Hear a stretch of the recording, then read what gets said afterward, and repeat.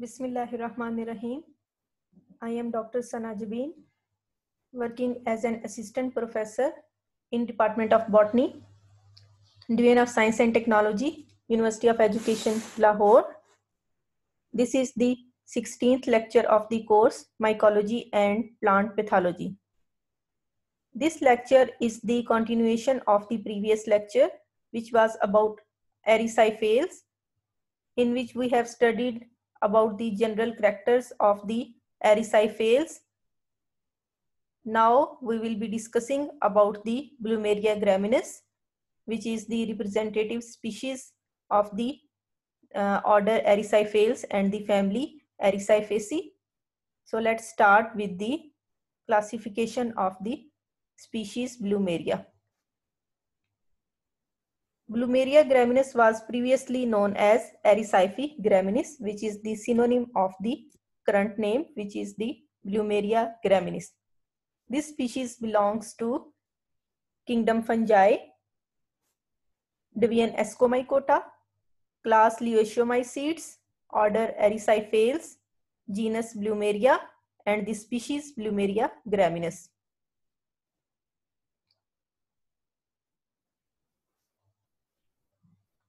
Let's start its life cycle. Its asexual reproduction is through the formation of conidia, while sexual reproduction is by gametangial copulation. We have already studied about the general introduction of this type of sexual reproduction in our previous lecture, which was about the reproduction in fungi. Now we will be studying the reproduction and life cycle of Plumeria in detail in this lecture.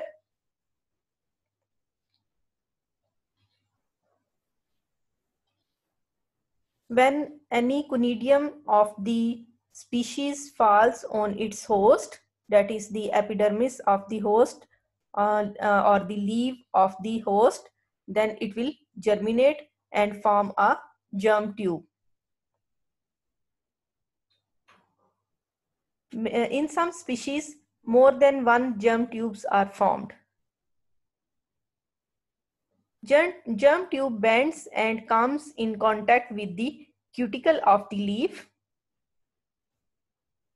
It widens to form apricorium with a small lobe in the center. Here you can see a small tube, which is known as the infection peg, arises from the apricorial lobe and moves the epidermal cell lumen and form the haustorium.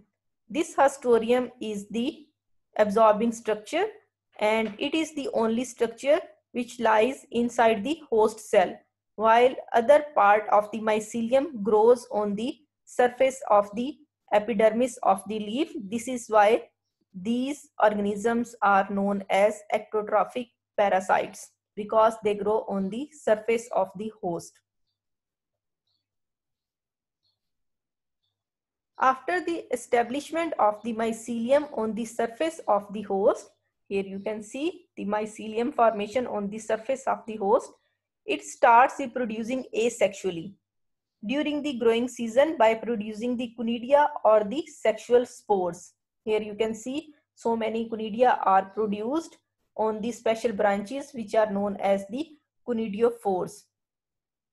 These conidia are formed exogenously in the form of chains at the tip of the conidial apparatus. Here you can see these are the conidial apparatus, and these are the tips on which the conidia are formed in the form of chains. It arises in an erect growth. Here you can see they are grown in right angle or they are grown vertically, and they are at the right angle to the surface of their host. The cell from where the conidiophore initial form is called the foot cell. Here you can see from where these cells are grown, these are the foot cells. A cross wall appears in the apical region of the elongated conidiophore. Here you can see this is the conidiophore, and here the cross wall is present, dividing it into the upper conidiogenous or the generative cell. So on the conidiophore initial, a generative cell is formed, and this cell then give rise to the conidia. The whole system born on the foot cell and comprising the conidiophores, conidiogenous or the generative cell, and the conidium initials. These constitute the conidial apparatus.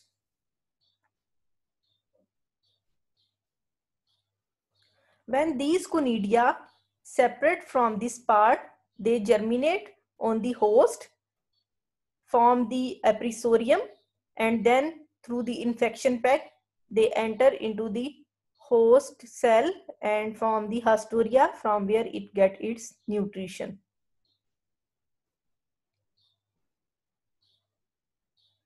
Here in this picture, you can see in A, the terminal generative cell. Here, this is the terminal generative cell. It undergoes division and cuts off the first conidium at its tip. Here you can see, this is the division, and here you can see another part is separated. It is followed by the extension of the generative cell. After the separation of this cell, this part then extended, and another division of the previous cell produced to form the second conidium below the first, which is pushed above.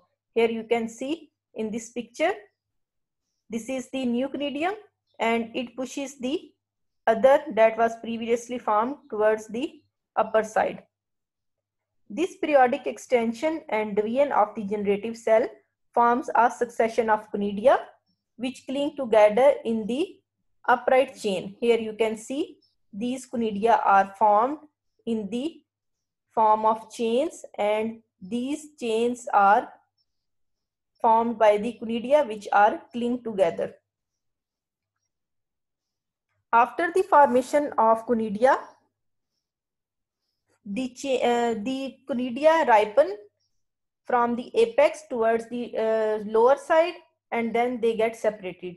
These separated conidia are radially dispersed by the air currents, and the disease spreads by means of conidia which are produced in abundance in relatively cool and moist environment during the growing season of the host.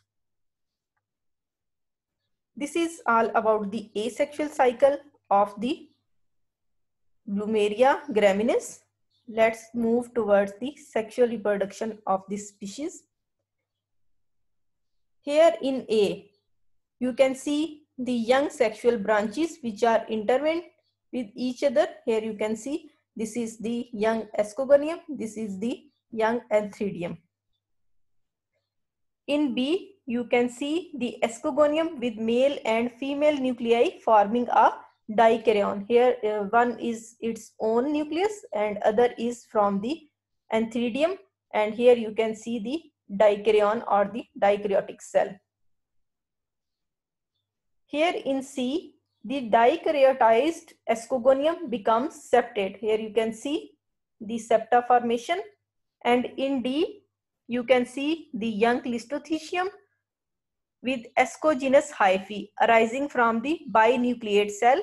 Here, this was the binucleate cell, and it was then formed septa and converted into many cells. And here you can see the escogenous hyphae which arises from the binucleate cell. And in E, you can see the cross section of the mature Clistothecium.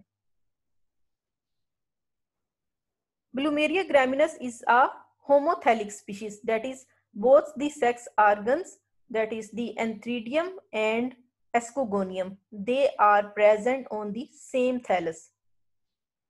Sex organs arise from the somatic hyphae near to each other.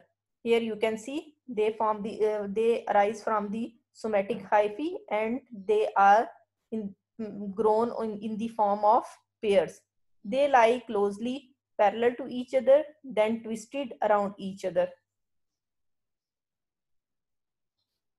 The nucleus of the Anthridium divides into two, and these two nuclei are separated by the formation of the septum.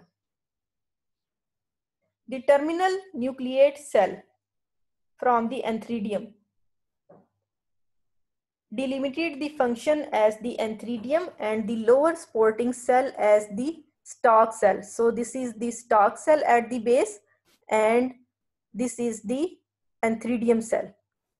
The female branch, here you can see the escogonium or the female branch. It also consists of a terminal uninucleate, slightly swollen and club-shaped escogonium and the basal stalk cell, which is here.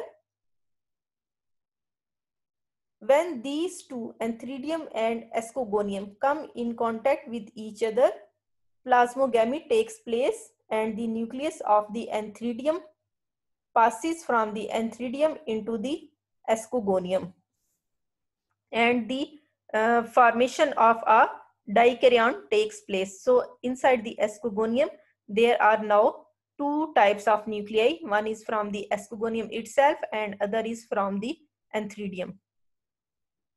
Then a sterile hyphae, which was at the base of the escogonium,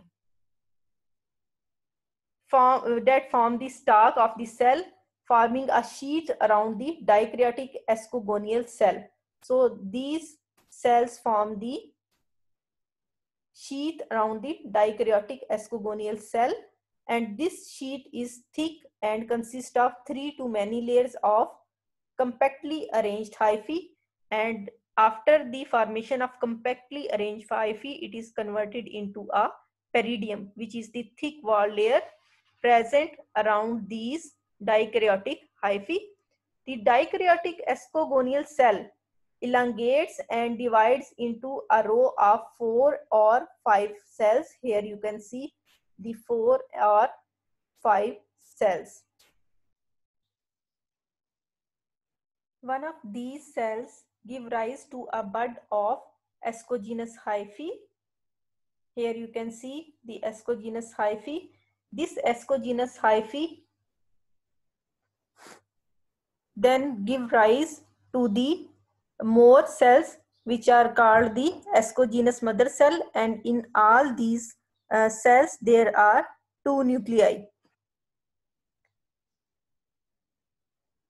And these cells are 5 to 20 in number. That is, the eschus mother cells are 5 to 20 in number in Plumeria, and in these cells the 2 nuclei combine to form a diploid zygote.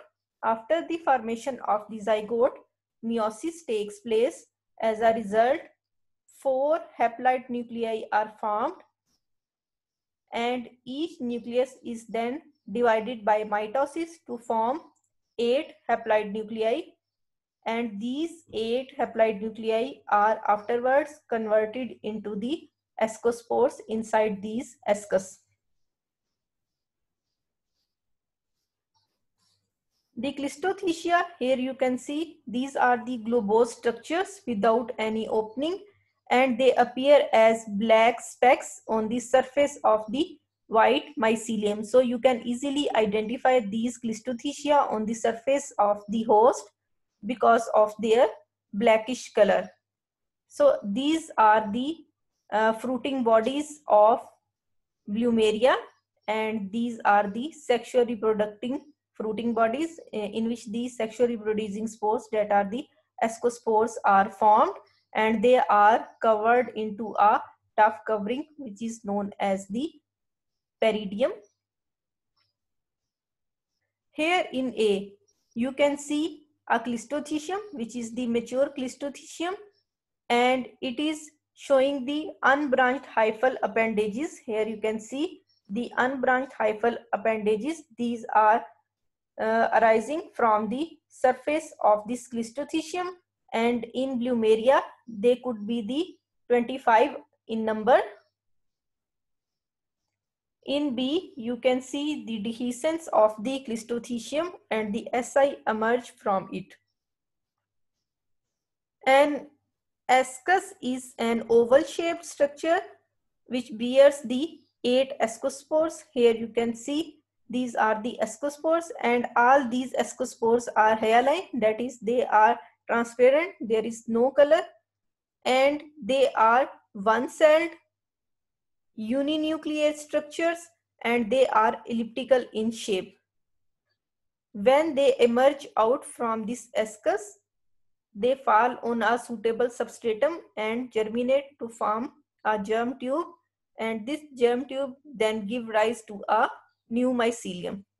This is all about the life cycle of Plumeria graminis. For detailed study, consider the book Introduction to Fungi by Webster and Weber, Introductory Mycology by Lexopoulos, Botany for degree students, Fungi by Vashishta et al. And you can also follow this link for these pictures. Thank you very much.